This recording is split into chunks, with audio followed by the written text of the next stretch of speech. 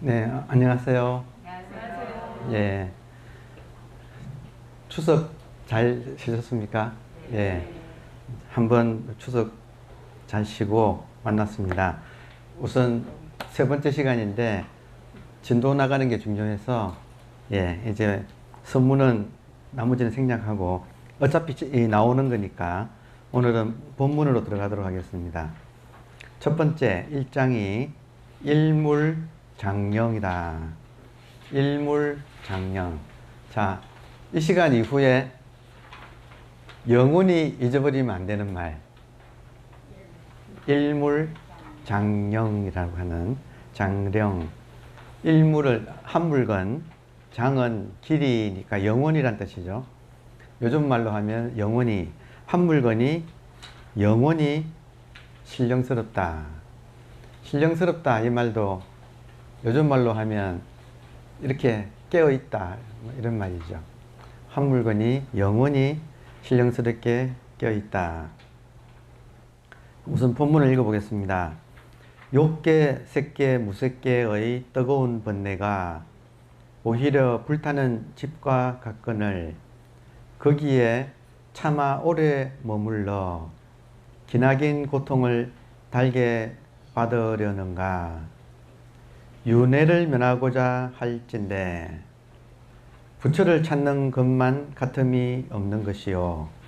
만일 부처를 구하고자 할진대 부처는 곧 이 마음이니 마음을 어찌 멀리서 찾는가. 몸 가운데를 떠남이 아니로다. 육신이란 이에 거짓이라 생겨남도 있고 소멸함도 있거니와 참 마음은 텅 비어서 끊어지지도 않고 변하지도 않는 것이라. 그러므로 이르기를 일백뼈 마디는 문드러지고 흩어져서 불로 돌아가고 바람으로 돌아가지만 한 물건은 길이 신령하여 하늘도 덮고 땅도 덮는다고 하니라. 자, 이제 1장에 여러분 모든 이렇게 선을 가르치는 모든 책의 1장에는 일물이 나옵니다. 이거는 하나의 공식이에요. 그러니까 무엇을 깨닫고자 하는가, 무엇을 공부하고자 하는가, 일물을 깨닫고자 한다. 그러니까 한 물건, 모든 깨달은 분들이 이제 부처님도 샛별 보고 이걸 깨달았고 역대 조사가 이심전심으로 이것을 이제 전해받았다 이거예요. 그러면 이 일물이 무엇인가 하는 것을 깨닫는 것이 깨달음입니다. 그러니까 불교는 깨달음의 가르침이고 그 불, 깨달았다 하는데 뭘 깨닫는가? 이 한 물건을 깨닫는 것이다. 그런데 이 한 물건을 깨닫는데 우리가 이렇게 어려운 이유가 있습니다. 한 물건을 깨닫는데 어려운 이유가 있어서 그 이유를 알아차리는 것이 중요해요. 그러니까 지금 말귀는 다 알아들으시잖아요. 한 물건을 깨닫는 거다. 그러면 이 한 물건을 지금 장령이다. 일물이 영원히 신령하다. 이 한 물건을 제일 끝에 보면 또 개천개지 하늘을 덮고 땅도 덮는다. 이 한 물건이. 근데 이것을 우리가 깨닫는다는 거예요. 그러면 이걸 깨닫는 게 어려운 이유는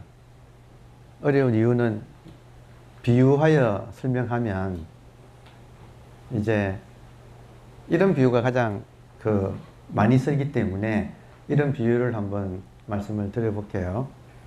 자, 그러니까 지금 우리가 이렇게 있잖아요. 지금 우리가 이렇게 있는데 우리가 있는 여기에 한 물건이 있습니까? 없습니까? 있어요. 있죠. 있는데 지금 우리가 이걸 깨닫기가 어렵다는 거예요. 근데 어려운 이유가 있다 이거예요. 그 이유를 알아야 우리가 이제 이런 공부를 할 수 있어요. 그러니까 첫 장에 모든 이런 가르침의 첫 장에는 일물이 나온다. 그러니까 이 일물을 이제 우리가 깨닫는 것이 공부다. 여기까지는 지금 잘 따라오시죠? 혹시 지금 30초 드릴 테니까 왜 깨닫기가 어려울까 잠깐 생각해 보세요. 왜 깨닫기가 어려울까? 왜 깨닫기가 어려울까?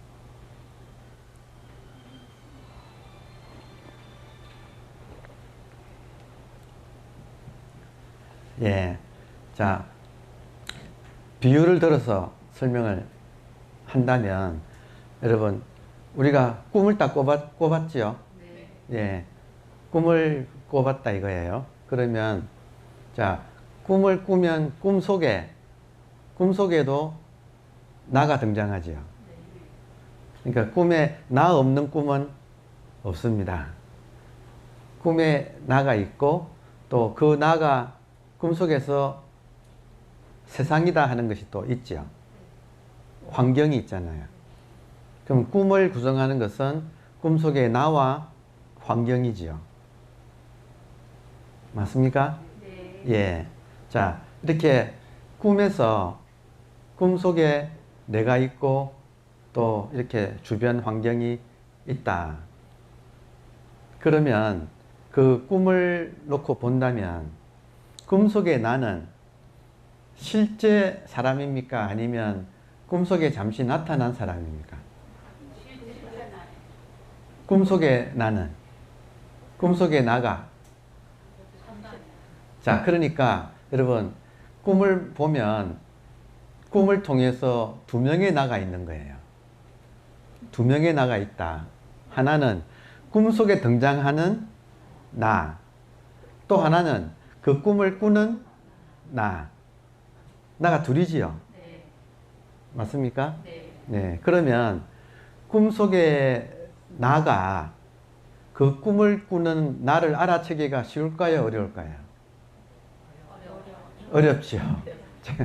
왜 우리가 이 일물을 깨닫기가 어려운가? 이것은 꿈속에서 꿈속의 나가 그 꿈을 꾸는 나를 깨닫기가 어려운 것과 같아요. 이거 아주 중요한 포인트라서 여러분이 음미를 잘 해보셔야 됩니다. 그러니까 지금 한 물건이 있는데 한 물건은 꿈을 꾸는 나예요. 지금 일물이 영원히 신령스럽다 할 때 이 일물은 꿈을 꾸는 나예요. 그럼 그 꿈을 꾸는 나는 어젯밤에 꿈을 꿨다가 어젯밤에 꿈에서 깨면 꿈속의 나는 사라지죠. 그러면 오늘 밤에 또 꿈을 꾸면 또 새로운 나가 나타나지요. 그리고 꿈에서 깨면 그 나는 다시 사라지죠. 그러면 꿈속의 나는 생멸을 하는데 꿈을 꾸는 사람은 불멸인 거예요. 그러니까 지금 전체가 다 우리가 왜 깨닫기 어려운가? 차원에 대한 이해가 부족해서. 지금 꿈을 꾸는 사람의 차원하고 꿈속의 사람하고의 차원은 서로 다르지요. 이게 같은 세계가 아닌 거죠. 이것이 핵심인 거예요. 우리 마음 공부에서 그 핵심은 차원의 문제다. 그래서 깨닫기가 어렵다는 거예요. 왜냐하면 우리들은 이 차원에서 너무나 익숙해 있어서 이 차원을 한번 해탈해야 되는데 지금 이 차원에 완전히 그냥 폭 젖어서 이것밖에 없는 줄 알고 살고 있는데 알고 보면 놀랍게도 여러분 그 일물의 입장에서 본다면 그 일물의 꿈꾸는 사람의 입장에서 본다면 밤에는 꿈이 펼쳐지고 아침에는 생시가 펼쳐지는 거예요. 그러니까 이 생시가 그 꿈꾸는 사람이 생시라고 꾸는 또 꿈이라는 거예요. 근데 지금 우리는 나를 무엇으로 알고 있느냐? 이 생시라고 하는 꿈속의 나라고 알고 있는 거예요, 지금. 그러니까 마치 꿈속의 사람이 그 꿈을 꾸는 사람을 알아채기가 어려운 것처럼 지금 우리가 이 생시에서 이 몸을 나라고 이미 몸을 나라고 하고 지금 몸과 환경이라고 하고 살아오고 있는 상황에서 이 몸을 나라고 알고 있는데 이게 나가 아니고 지금 이 몸과 환경이라고 하는 이 둘을 함께 꿈꾸고 있는 그 일물을 깨닫기가 이건 쉽지 않은 일이다. 이거 이해하시겠어요? 그러니까 지금 깨달음이 어려운 이유는 지금 이것밖에 모르지. 놀랍게도 이것이 지금 꿈이라는 거예요. 그러니까 일체유의법은 여, 몽, 환, 포, 영, 여로, 역, 여전. 번역 또 합시다. 번역 안 해도 되지만 일체유의법은 일체현상은 같다. 마치 몽, 꿈과 같고 환은 환상인데 우리로 치면 요즘 말로 하면 영화. 일체유의법은 일체 이 현상은 유의법이란 말은 인연 따라 일어나는 것들은 인연 따라 생멸하는 것들은 현상이거든요. 그러니까 일체 현상은 꿈 같고 영화 같고 영환, 물거품 같고 영, 그림자 같고 여로, 아침 이슬 같고 역, 그리고 여전, 번갯불 같다. 그러니까 이 말은 뭐예요? 지금 꿈꾸는 사람의 입장에서는 꿈은 몽환, 포영, 여로, 영, 여전이다. 이 말이에요. 그러면 한 가지 여기서 비밀을 여러분은 행운하신가 아니면 제가 행운한가 이런 말씀을 들려드려서 제가 원래 전공은 대학에서 문학을 했잖아요. 그 문학을 해보니까 문학의 주제는 시간이더라고요. 모든 문학의 주제는 알고 봤더니 시간이더라고요. 그러니까 시간이 무엇인가 참 알기 어려운 거예요. 시간은 일종의 신의 영역에 속하는 문제 같은 거예요. 근데 그 시간이 무엇인지를 문학 안에서는 안 풀리더라고요. 그래서 이제 철학을 가니까 이제 철학의 주제는 존재와 시간이에요. 그리고 이것도 그 안에서는 또 시원하게 안 풀립니다. 그래서 종교로 갔더니 종교도 마찬가지로 깨달음이라고 하는 것은 존재와 시간을 사실 깨닫는 거예요. 그러면 종교에 와도 또 이것이 시원하게는 안 풀려요. 결국에는 마지막 종착지는 수행이라고 하는 그 수행은 몸으로 이제 공부하는 거죠. 그래서 깨달음의 세계가 이제 있죠. 그래서 이렇게 쭉 와보니까 결국에는 인간의 주제는 시간이라고 할 수 있어요. 왜냐하면 인간은 태어났다가 생로병사해서 죽으니까. 그러니까 결국은 인간의 문제는 시간이에요. 그렇다면 지금 그 꿈꾸는 사람이 꿈을 꾼다. 그러면 꿈꾸는 사람이 꾸는 꿈이 펼쳐진 게 지금 우리 세계라는 거예요. 그래서 전문 용어를 잠깐 소개를 한다면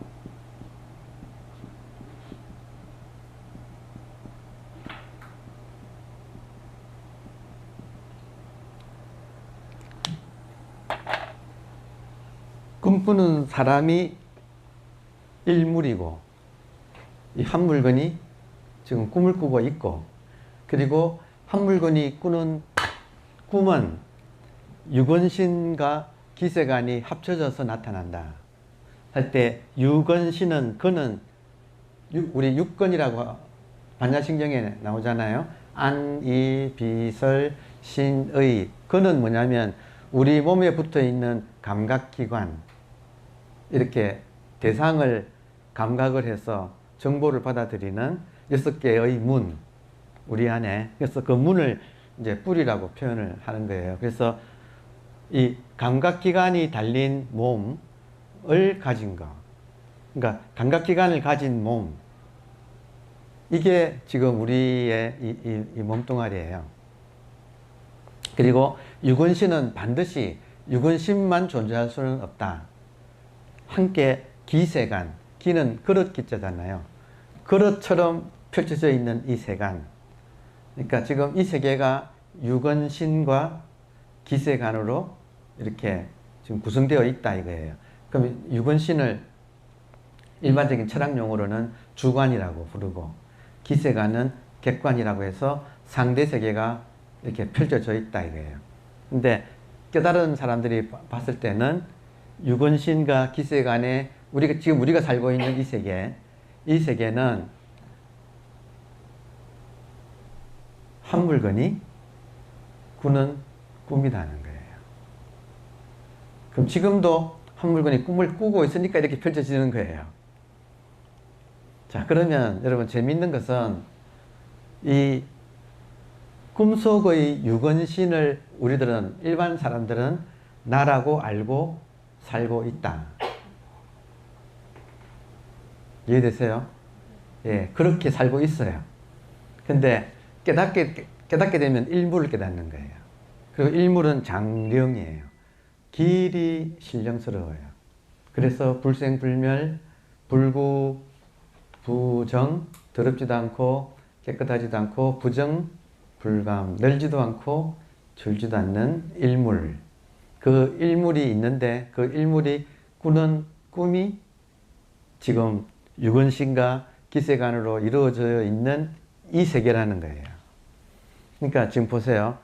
마치 꿈속의 그 나가 꿈꾸는 사람을 알아채기가 어렵다. 차원의 문제라서. 그 차원은 낮은 차원이라서. 이해되세요? 꿈꾸는 사람의 차원은 한 단계 높은 차원이고, 그 사람이 꾸는 꿈속의 그 나는 한 차원 낮은 데 있어가지고 자기보다 높은 차원을 알아채기가 어려운 거예요. 그러니까 개미는 아마도 날아가는 새를 알아차리기가 좀 어려울 거예요. 개미는 딱 붙어 있어가지고 그 눈에 보이는 땅의 세계만 세상인 줄 알고 있는데 공중이라는 것이 있어가지고, 그러니까 개미는 2차원에서 살고 나비나 새는 3차원을 살잖아요. 그럼 2차원에 사는 개미는 입장에서는 3차원의 새나 나비를 알아채기가 어려운 것처럼, 지금 우리가 깨닫기가 어려운 이유는 이 세계만 세계인 줄 알고 한 차원 낮은 이 세계에서 할 수 없이 두리번 하다 보니까 이 유근신, 안이 빚을 신의를 갖추고 있는 이 몸을 나라고 하고 살아온 지가 이미 오래됐죠. 그래서 그런 고정관념을 떨쳐버리기가 어렵기 때문에 이게 지금 꿈이고, 이 꿈을 꾸는 사람은 지금 같이 있는데, 여러분 꿈하고 꿈꾸는 사람이 같이 있죠? 같이 있죠? 같이 있는데 지금 개미가 고개를 못 드는 것처럼 개미가 고개를 들면 보일 텐데 이 고개를 못 드는 게 지금 우리들하고 똑같다는 거예요. 깨달으면 고개를 들어야 된다는 거죠. 이것은 차원에 대한 안목이다 이거예요.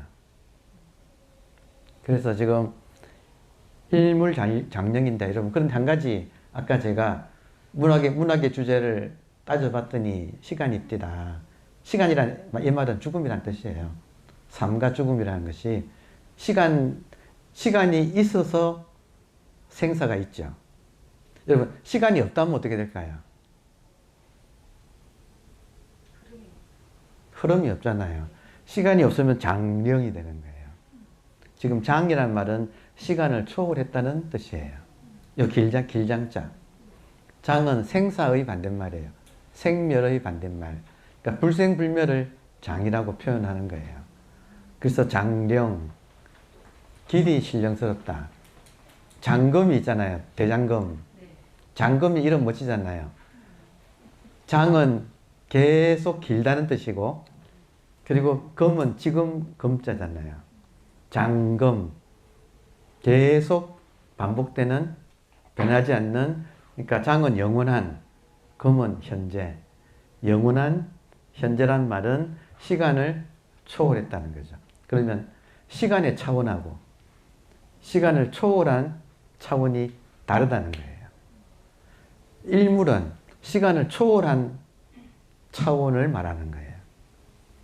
그리고 지금 근데 우리는 일반적으로는 시간 속에서 살잖아요. 맞습니까? 그래서 제가 참 궁금하게 얘기했던 것은, 그러니까 제가 원래는 문학 전공이라서 보니까 유명한 사람들이, 정말 유명한 사람들이 결국에는 문학의 주제는 시간이더라. 그리고 철학에 가보니까 또 철학의 주제는 그 시간이 이제 존재에서 나왔다고 해서 시간과 존재. 그러니까 존재로 들어가는 문이 시간이다. 이렇게 또 표현하거든요. 그러니까 지금 이제 그 시간이 안 풀려가지고 제가 여기까지 온 거예요. 시간이 무엇인가를 풀려고 문학했다가 철학했다가 종교했다가 이제 수행판으로. 수행판은 도판이에요, 여기가. 그래서 도 닦는 이 세계로 이제 들어온 거예요. 그래서 지금 뭐냐면 이제 이걸 환원해서 말씀드리면 일물은 본질이에요. 철학 용어를 가지고 말한다면 일물은 본질이고 지금 이 세계는 현상이에요. 본질과 현상이 차원이 다르다. 이해되세요? 차원이 다르다. 자,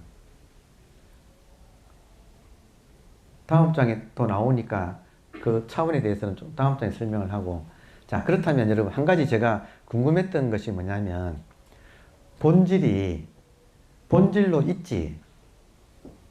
본질로 있으면 아무 문제가 없을걸. 거기는 선악이 없을 거 아니에요. 근데 왜 현상으로 나오냐 이거예요. 본질로만 있으면 현상이 없을 거고, 현상이 없으면 여러분 선악도 없고, 뭐 잘난 놈, 못난 놈 이런 분별이 다 사라질 거 아니에요. 그러니까 이렇게 이 현상이 왜 생겼는가 이런 문제는 옛날부터 유명한 문제예요. 지금 이 책을 쓴 이제 보조국사가 계시고 보조국사의 후배 중에 조선 초에 오면 서산대사 있죠. 성가기감을 쓴 서산대사. 서산대사가 그 성과 시험에 장원급제하신 분이에요. 근데 그때 그 서산대사가 성과 시험을 친 곳이 지금 강남 봉원사예요.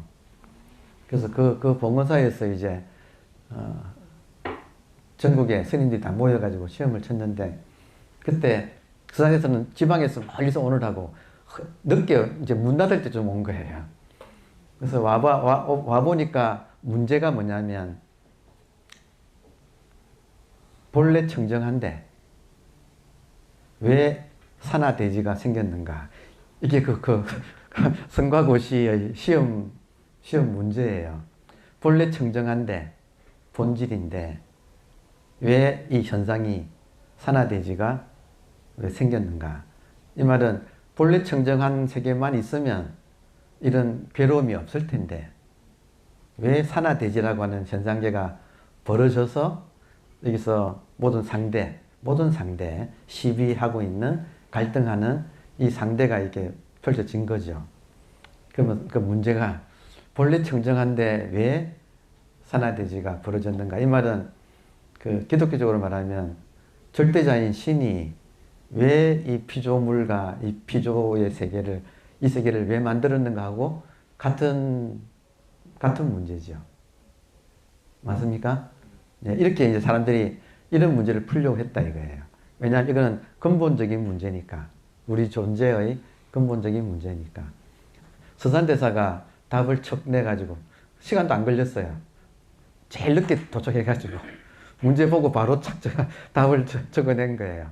그러니까 이렇게 평소에 이런 문제를 가지고 오래 고민하고 나름대로 푼 사람이라면 이런 식으로 이걸 답을 적어낼 수 있는 거예요. 그러니까 이런 문제는 저한테는 뭐라고 보이느냐 하면 과거 문제가 문학하는 사람한테 과거 문제가 뭐냐면 시간이란 무엇인가 이런 문제랑 같은 거예요. 지금 모든 이 존재의 본질에 대해서 근본에 대해서 이렇게 탁 질문하는 거거든요.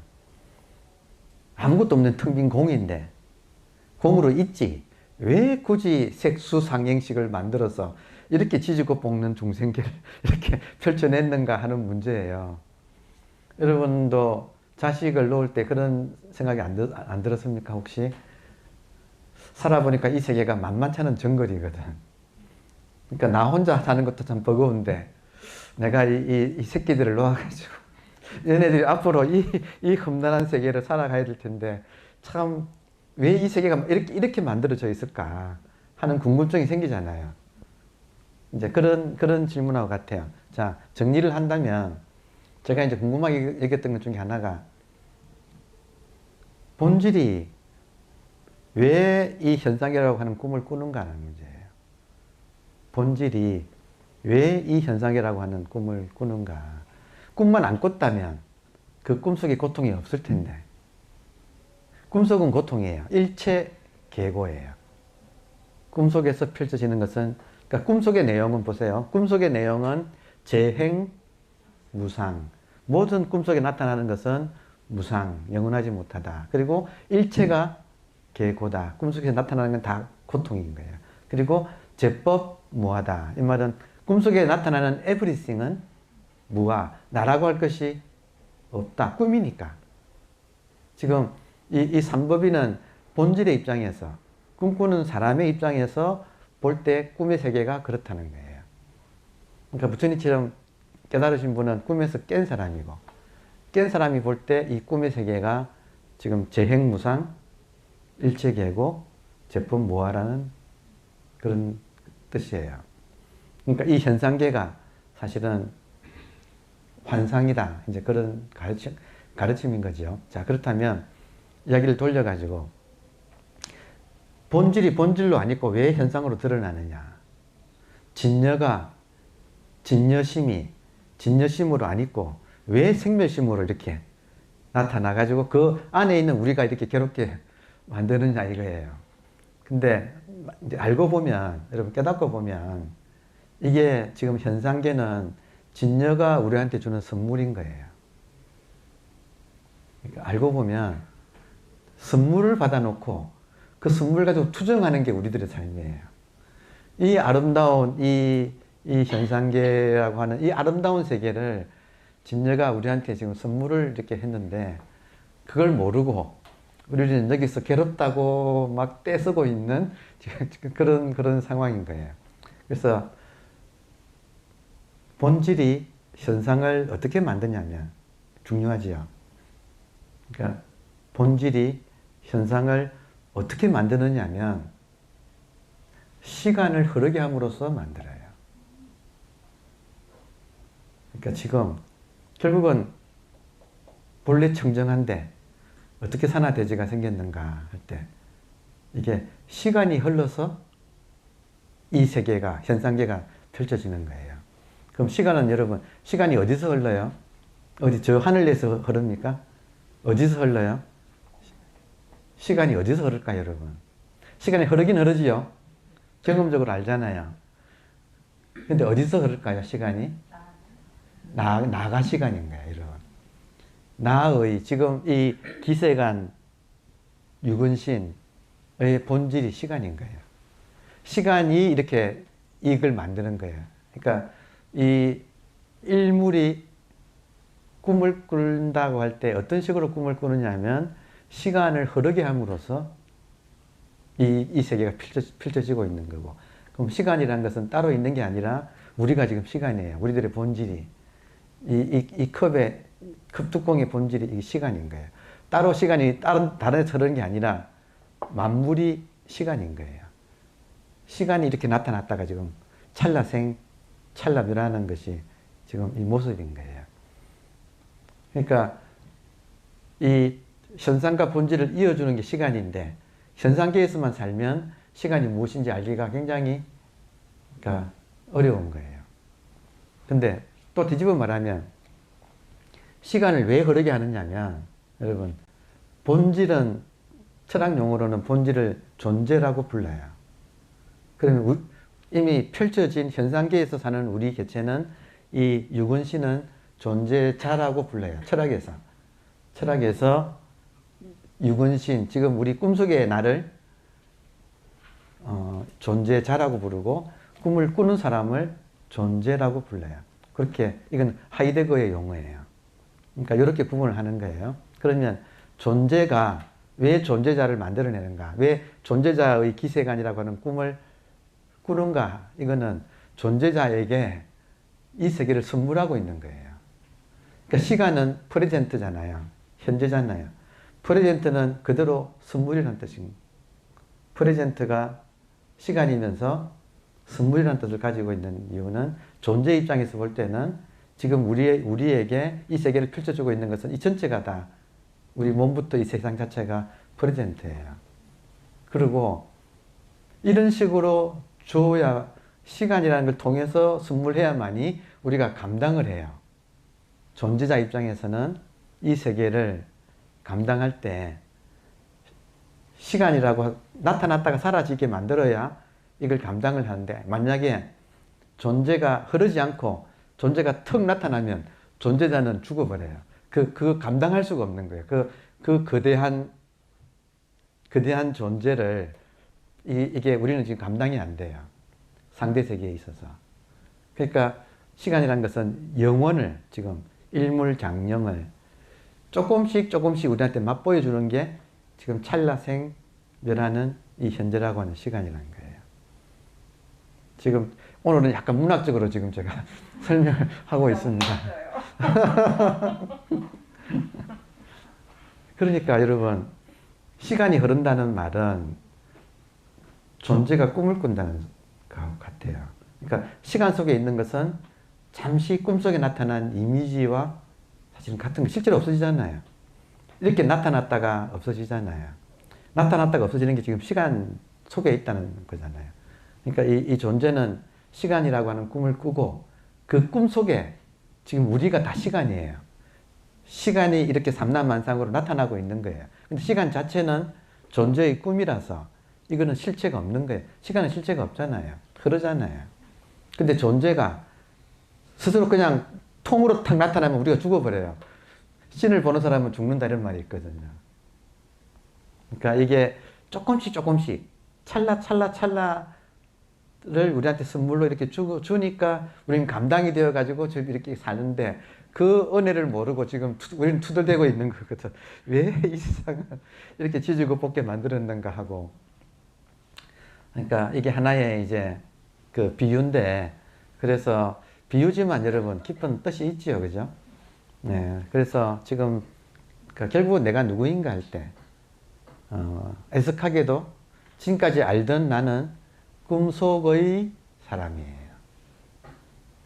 지금 우리는 지금까지 알던 나는 꿈속의 사람이에요. 그러면 실제로는 뭐예요? 실제로 리얼리티는, 꿈속의 사람은 드림이 리얼리티는 아니잖아요. 드림이 아니니까, 드림이 유건신하고 기세관으로 구성되었으니까 이것들은 다 리얼리티는 아니잖아요. 그럼 실제 리얼리티는 이 꿈을 꾸는 사람이잖아요. 꿈을 꾸는 사람. 그 꿈을 꾸는 사람을 우리가 깨닫기 어려운 이유는 감당이 지금 안 되는 거예요. 지금 깨달아도 튕겨나와 버려요. 이 존재를 우리가 살짝 맛을 봐도, 지금 우리는 지금 너무너무 이 찰나에 익숙해가지고 찰나밖에 수용이 안 돼. 근데 이 영혼을 한번 맛을 봐도 튕겨나 버려요. 이해되세요? 한번 맛을 보는 것을 초견성이라고 부르는데, 보림이라는 것이 왜 있느냐면, 한번 맛을 봐도 못 견디고 튕겨나 버려요. 잠시 꿈을 깨도 도로 금방 다시 꿈속으로 빨려 들어가 버려요. 그러니까 이 꿈 깨는 연습을 자꾸 해야 되는 거죠. 그래서 한번 깬 다음에는 비로소 할 수가 있어요. 꿈을 깨기 전에는 연습하는 것 자체가 꿈을 연장시키는 거예요. 이 중요한 문제예요. 한번 꿈을 실제로 꿔보기 전에는 아무리 꿈 깨려고 해서도 그거 자체가 꿈을 연장시키는 거예요. 그러니까 수행이라는 것은 한번 꿈을 깨봐야 수행이 시작이 되는 거예요. 진짜 수행. 그전에는 멋모르는 그냥 장난이에요. 그러니까 사람들은 이 장난 저 장난 치다가도 왜 안 되냐 그러고 계속 투덜거리거든요. 그러니까 그런 문제가 아닌 거예요. 그래서 지금 이제 좋은 소식과 좀 나쁜 소식이 있는데, 좋은 소식은 지금 우리가 살고 있는 이 유근신과 기세관, 이것 자체가 꿈꾸는 사람, 꿈 자체가 꿈꾸는 사람하고 바로 같이 있다는 사실. 지금 우리가 꿈꾸는 사람 속에 있다는 사실. 지금 다시 한번, 지금 우리가 이미 이 꿈 자체가 꿈꾸는 사람 속에서 펼쳐지고 있다는 사실. 그러니까 꿈꾸는 사람을 이제 그 깨달은 분들이 비유한다면 마니주라고 불러요. 마니주. 들어보셨습니까? 옴마니 밤매 훔 그러잖아요. 옴은 알파, 훔은 오메가. 그러니까 A부터 Z까지. 이게 천지의 시작부터 끝까지 옴, 훔.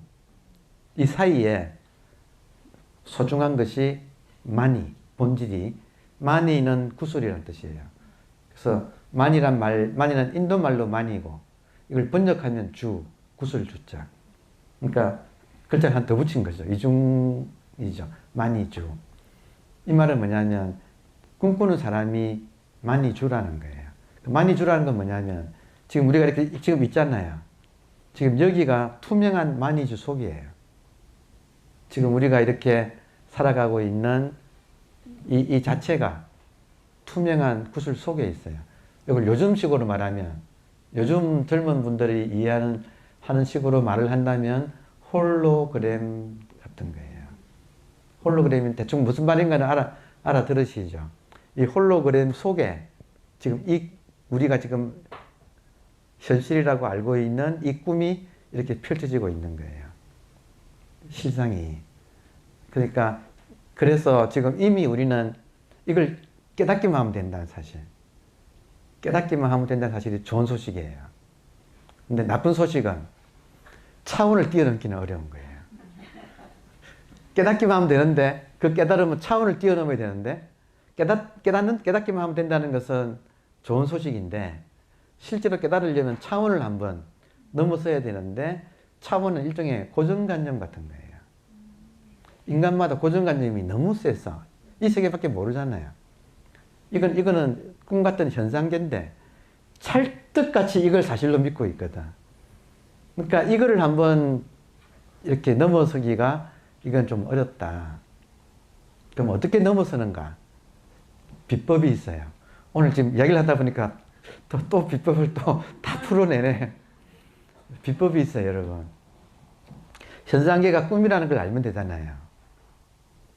그죠? 그 비법 중에 하나가 시간이라는 개념이에요. 정말 눈이 매섭다면, 정말로 눈이 예리하다면 실제로는 찰나생, 찰나멸밖에 없어요. 왜냐하면 우리 경험적으로 우리가 살아온 시간은 흘러갔고 없지요. 흘러갔고 없잖아요. 그러니까 흘러가서 없다. 부처님이 말씀하시는 재행무상. 재행무상을 철저히 만약에 정말 철저히 소화를 시킬 수 있다면, 재행무상이라는 말을 철저히 소화시킬 수 있다면 지금 우리가 살고 있는 이 현상계가 정말 무상하다는 거예요. 흘러가고 없다는 거예요. 그러면 과거가 흘러가고 없는 건 사실이죠. 이걸 지금 우리가 실감을 안 하고 산다는 거예요. 재행무상을 소화한다 이 말은 과거가 흘러가서 없다는 사실을 뼈저리게 내가 실감을 한다는 이야기예요. 그러면 그 과거가 흘러가고 없다는 것을 내가 실감을 한다면 눈앞이 지금 어떻습니까? 이 흘러가고 있지 않나요? 흘러가고 있잖아요. 그러니까 이렇게 흘러가는 것은 이게 꿈 같고 영화 같고 물거품 같고 아침 이슬 같고 그림자 같고 번개불 같다. 진짜 번개불 같이. 그러니까 이것이 나타나서 보여서 있는 것 같은데 어느새 없는 거죠. 눈이 매서워진다면 재행무상을 정말 깊이 한번 부처님 가르침의 첫 번째잖아요. 삼법인의 첫 번째 재행무상. 이걸 한번 깊이 우리가 이렇게 그냥 하고 이해하고 넘어가지 말고 다행스러운 것은 언제든지 언제나 어디서나 또 누구나 재행무상은 일어나지요. 1초도 예외 없이 일어나지요. 재행무상이. 그러니까 이걸 정말 한번 깊이 들여다보면 눈에 보이는 이 세계가 환이라는 사실을 우리가 이렇게 알아차릴 수 있는 거예요. 그러니까 긴 말이 필요 없는 거죠. 첫 마디에서 벌써 재행무상 하나에서 게임이 끝나버리는 거죠. 그럼 이것이 지금 이렇게 보이지만 사라지기 때문에 환인 거예요. 있는 그대로. 근데 문제는 이것에 그렇게만 알면 어떻게 되느냐면 사라지는 것에 대한 집착이 현저히 줄어들어요. 사라지는 것을 정말로 재행이 무상이라는 것을 철저히 느끼면 여기에 대한 집착이 정말로 줄어들어요. 이거는 아주 깊이 생각해 볼 문제예요. 그러니까 집착만 줄어들어도 훨씬 살만해요. 기세간도 사라지고 유근신도 찰나 멸하고 있어요. 그러니까 이것에 대한 집착이 상당히 줄어든다는 거죠. 자, 그런데 그럼에도 불구하고 그러면 우리가 왜 여기 집착하고 있는가? 지금 눈에 보이는 이 세계에 이 몸뚱아리와 이 세계에 우리가 집착하고 있어요. 그죠? 그러니까 육조 스님이 억무소주 이생기심이라고 하는 금강경 구절에 깨달았다 그러잖아요. 아주 간단한 거예요. 억무소주 현상에 집착하지 말고 이생기심 멋지게 살아라 이 말이잖아요. 아주 간단한 거잖아요. 여기서 깨달음이 일어나고 여기서 그냥 끝이다 이거예요. 더 이상 없다는 거예요. 지금 눈에 보이는 세계에 우리는 너무나 집착하고 산다. 근데 이게 환이다 이거예요. 지나갔잖아요. 지금도 지나가잖아요. 그러니까 이것이 환인 거예요. 그 환이 환인 줄 알면 집착이 푹 이렇게 꺼진다. 그러니까 지금 우리는 깨닫기 싫은 거예요. 집착이 재밌으니까. 이 지지고 볶는 드라마가 너무 재밌어가지고 노 땡큐야. 솔직히 깨달으면 노 땡큐예요. 이게 환이라고 하는 사실을 깨닫기 싫다니까요. 이게 사실로 믿고 막 이렇게 집착이 일어나고 해서 지지고 볶는 이 재미가 솔솔해서 깨닫기 싫어.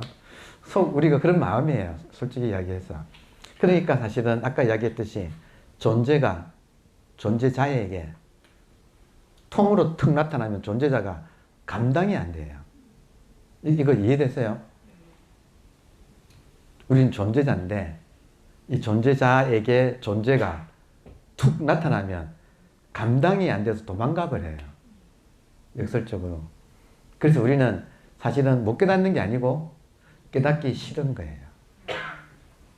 진짜 솔직하게 이야기를 한다면 우리는 못 깨닫는 게 아니고 안 하는 거예요. 못 하는 거야. 싫어. 깨닫기가 싫은 거예요. 감당이 안 돼요. 존재가 나타나면 벌써 존재자가 꿈이잖아요. 내가 꿈이라는 사실을 여러분 감당하시겠어요? 지금 실력 없어요. 지금 내가 지금까지 살고 있는 모든 것이 꿈이라는 사실을 내가 감당할 실력이 택도 없어요. 그러니까 지금 이제 일물장령이 처음부터 나오는 이유는 선불교에서는 이런 우리가 상황에 대해서 단도직입으로 일단 알고 시작하자는 뜻이에요. 왜냐하면 깨닫기가 너무 급하기 때문에 우물쭈물 하다가 그냥 세월 다 가잖아요. 그러니까 더 이상 이렇게 자초지종을 어린애를 달래듯이 하는 가르침 가지고는 너무 지금 급하다. 깨달음이란 세계가. 그래서 일단 충격요법이에요. 일물이 장령이다. 이런 말은 충격요법이에요. 자, 그래서 아까 말 나왔다가 한마디만 더 할게요. 중요하니까. 지금 우리가 깨달으려면 지금 우리가 깨닫기 싫어한다는 것의 속마음이 여러분 조금 들키는 느낌 아닙니까? 약간 그런 느낌이지요. 아, 내가 깨닫기 싫어하는구나 하는 것을 스스로 이렇게 확인하게 되면 약간 속마음을 들킨 느낌 비슷하잖아요. 그러면 왜 깨닫기 싫어하는가를 이유가 있는 거예요. 이 지금 현상계를 이것을 리얼리티라고 이렇게 착각하는 기제가 있어요. 기제. 그게 뭐냐면 우리들이 왜 깨닫기 싫으냐 하면 우리는 드라마를 좋아해요. 드라마를 불교 용어로 하면 갈등이라고 불러요. 갈등은 등나무 있죠, 등나무. 등나무 7등굴 있잖아요. 그게 이렇게 서로 얽혀 있는 모습. 7등굴이 얽혀 있는 모습. 이게 우리가 지금 유건신과 기세 간의 모습이 우리한테는 이렇게 얽혀 있는 모습이에요. 그래서 우리는 갈등을 좋아해요. 갈등을 좋아하니까 돈 벌려면 재밌는 갈등만 만들어내면 돈을 그냥 막 벌어요.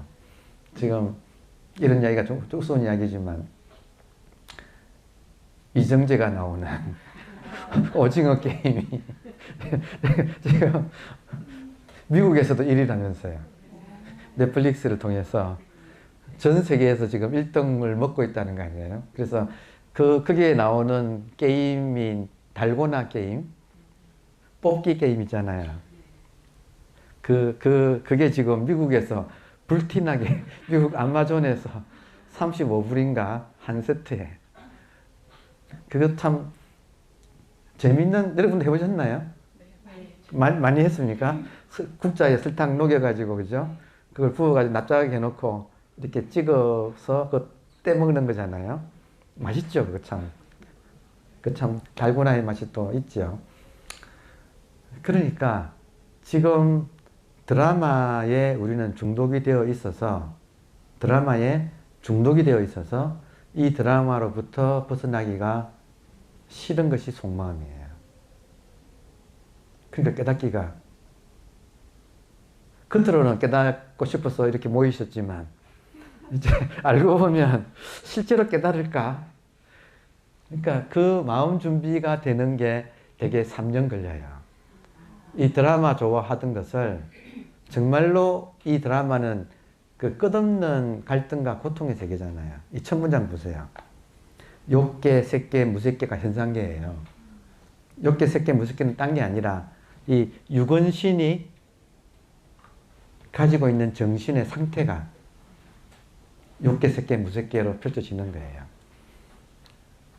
그러니까 일상의 의식 상태에다가 선정산매에 들어가면 천상이라는 게 나오잖아요.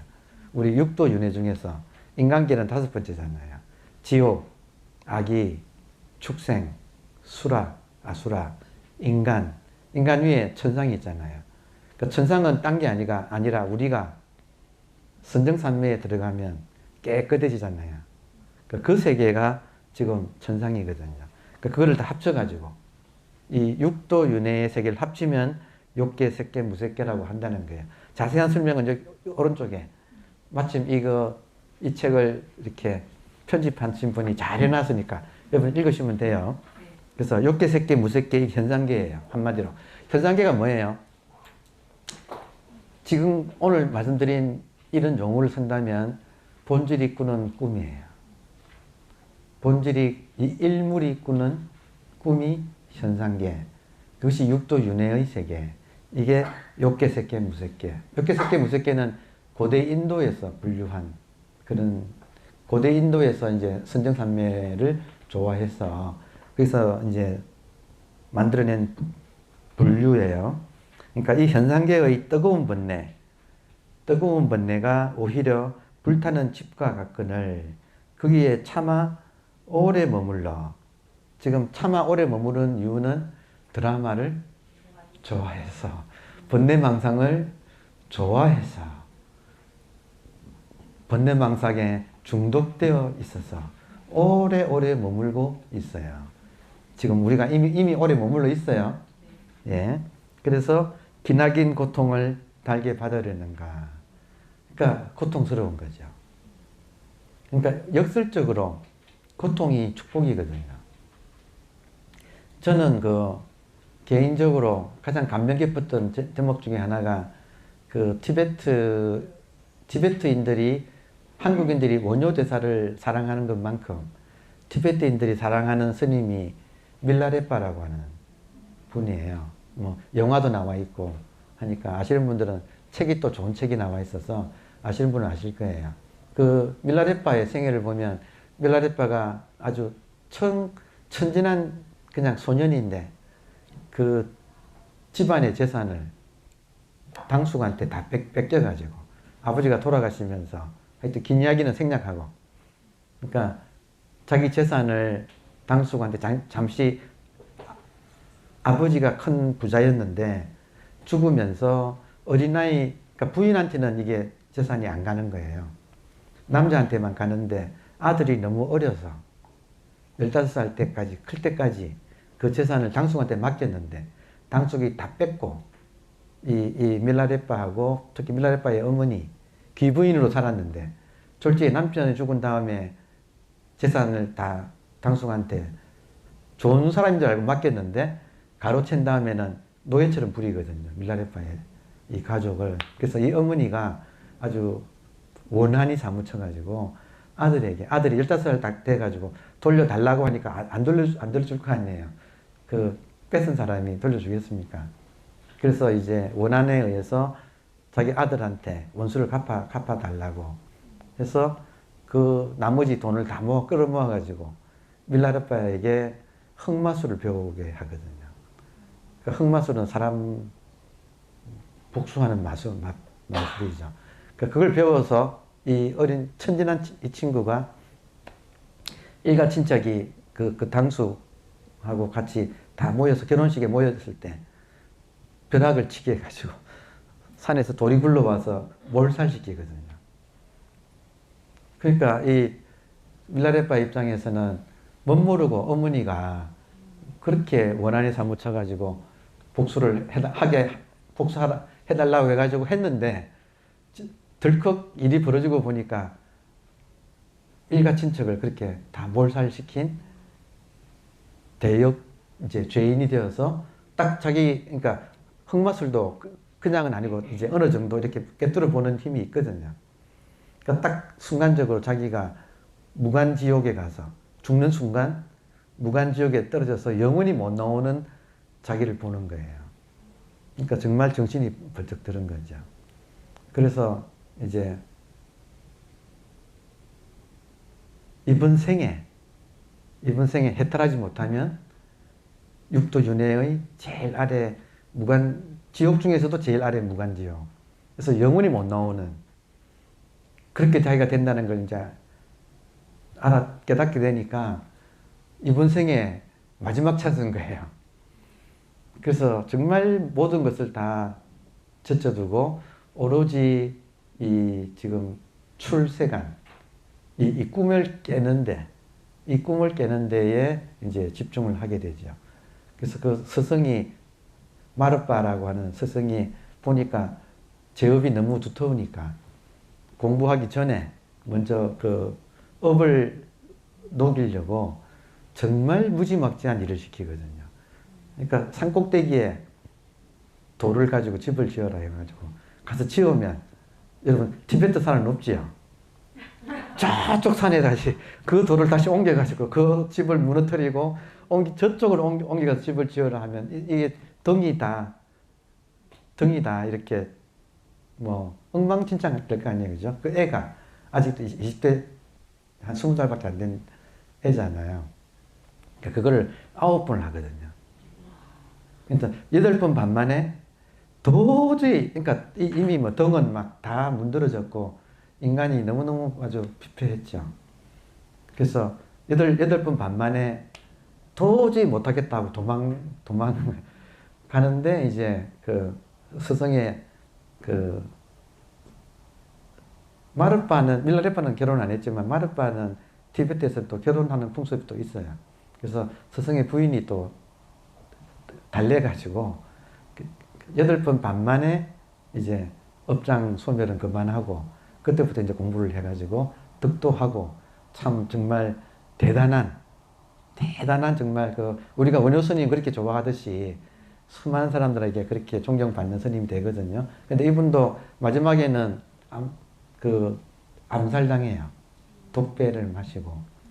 그게 9번을 다 채웠으면 그 스승은 없애주려고 했는데 애가 이 사람이 못 견딘 거지, 결국. 그래서 8채 반 만에 포기하고 이제 그래도 이제 스승이 이제 거둬 들어가지고 공부를 가르쳤는데 하여튼 마지막에 그렇게 암살당해서 죽어야. 누구한테 암살당하는가? 같은 스님한테서. 질투를 받아가지고.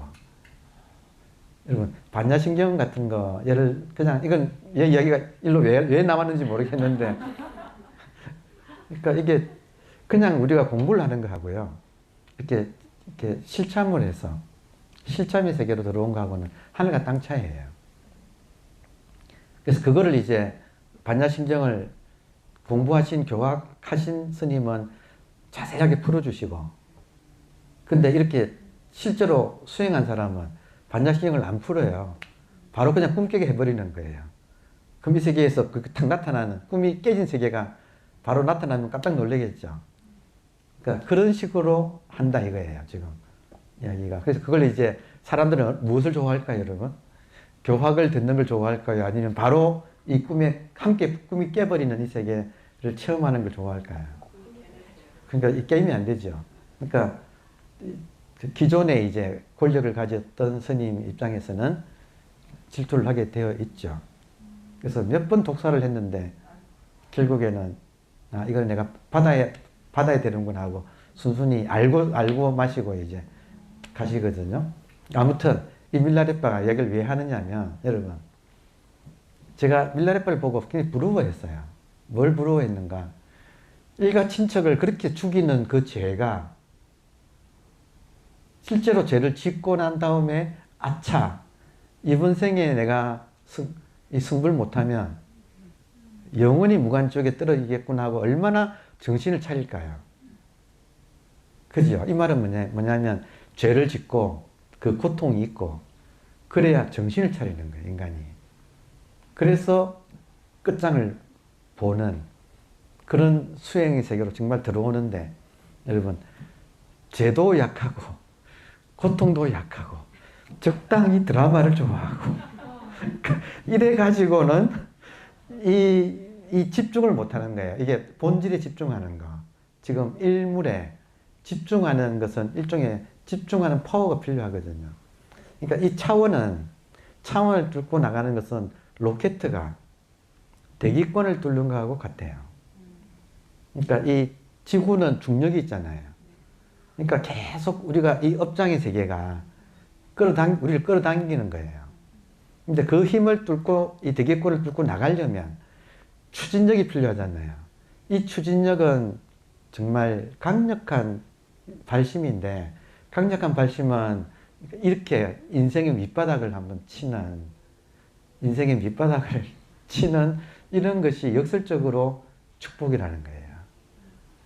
그러니까 밀라레빠한테는 세상에 순수한 그 순진한 소년이 집안의 복수에 휘말려 가지고 어머니 원한을 풀기 위해서 그렇게 끔찍한 살인죄를 저질렀는데 정신 차리니까 그 죄가 어마어마한 동력이 되어 가지고 수행의 길로 눈에 보이는 게 없겠죠.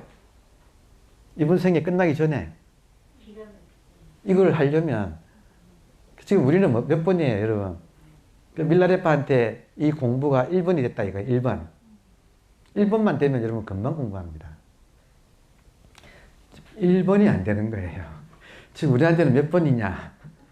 뭐 한참 밑에 있으니까 지금 공부가 문제가 아니고 발심이 문제다 이거예요. 항상 추진력이 없어요. 지금 우리는 집중력이 없어요. 인정하시나요? 예. 그러니까 지금 일물장령인데 한 물건이 길이 신령하다 할 때 이 일물이 지금 이렇게 모든 깨달은 사람이 그러잖아요. 지금 눈앞에 있다는 거 아니에요. 이 일물이 눈앞에 있다. 근데 이거를 보고 싶지 않다. 정확하게 이야기하면 이것을 보고 싶지가 않다. 왜냐하면 이걸 보려면 꿈을 깨야 되잖아요. 그렇죠? 꿈을 깨야 되잖아요. 꿈 깨기가 싫은 거예요. 얼마나 이 재밌는데. 이 꿈을 계속 이어가고 싶지. 이 꿈에서 깨기는 우리가 속마음이 싫다. 그래서 어떤 역설적으로 여러분 깨달은 사람들 보세요. 최근에 제가 소개하는 에카르트 톨레나 그리고 바이런 케이티나 이런 사람들이 얼마나 우울증에 시달리다가 바닥을 치고 일어났어요. 그러니까 그것처럼 하여튼 좀 이 세계가 여러분, 그러니까 나쁜 소식은 약간 독한 놈이 약간 독해야 된다는 거고, 그 독하기가 쉽나 이거예요. 사람이 독하기가 쉽냐 이거예요. 그러니까 그런 면에서 아까 제가 지금 이런 쭉 말씀드린 이유는 사실은 이 지금 꿈이라고 하는 이 상대계를 어떻게 하면 한번 우리가 벗어나는가 할 때 이 상대계가 흐르도록 하는 메커니즘이 있어요. 그러니까 이 드라마가 계속 펼쳐지게 만드는 메커니즘이 있어요.